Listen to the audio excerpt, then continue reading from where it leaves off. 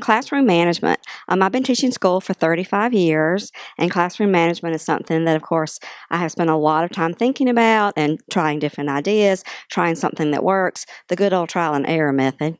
The one thing that I have found that's the most important is that, number one, my students see me as a human being. I remember once when I was in high school, I saw my history teacher at the grocery store, and it shocked me that she was actually buying groceries.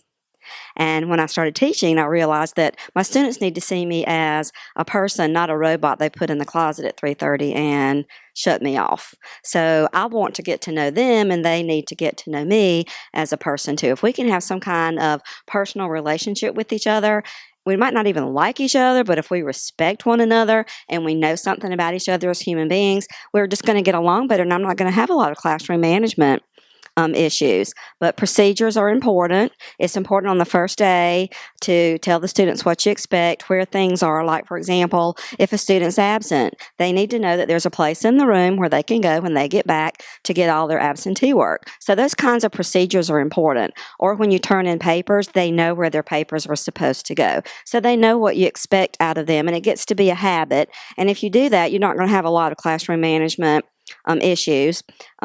Bullying is another major concern of mine. I want to be sure that when my students step in the room, they know that I want them to be here, that this is a safe environment for them to be in. I'm going to treat them with respect and with the dignity that they deserve to be treated with. They're going to treat not only me the same way, but they're going to treat their other classmates the same way too. No name calling, no any kind of bullying whatsoever. I just do not put up with that. This needs to be a safe, protected environment for my students to be in. They need to be protected and safe, not only from me, because I'm not going to treat them disrespectfully, but also their other students that they're in the classroom with.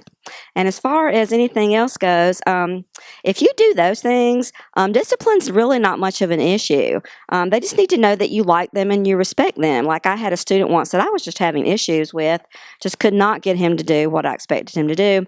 And I decided one day to go watch the tennis match. The students were having an away tennis match, and it was on my way home. So I stopped to watch the tennis match. And he was on the tennis team, and we chatted after the match, and I never had a problem with him ever again because I got to know him on a personal level. So we can avoid a lot of classroom management issues if you do that sort of thing.